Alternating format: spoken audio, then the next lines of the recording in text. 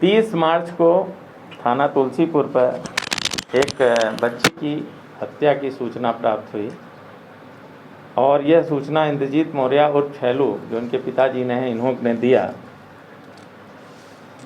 इसमें तत्काल पुलिस मौके पर पहुंची और जो भी उसको वैधानिक कार्रवाई करना चाहिए था, 100 को सुपुर्दगी में लिया, पीएम भेजा, पीएम हुआ, सब चीज़ें हुई।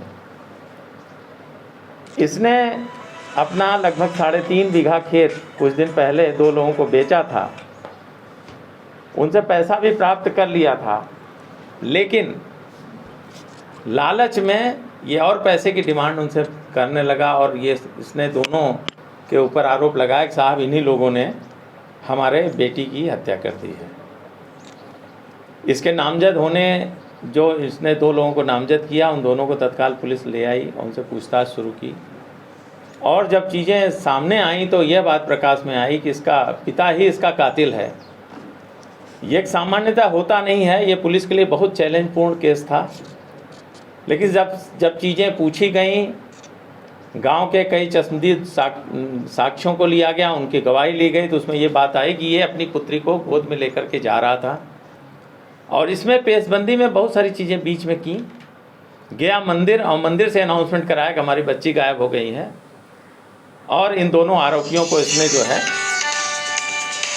जो कथित आरोपी इसके हिसाब से थे, इसने गलत रूप से इनको षड्यंत्र के तहत फंसाया। दोनों आरोपी जो हमारे पास उपलब्ध साक्ष्य हैं, उस आधार पे उनकी नामजदगी गलत पाई गई है।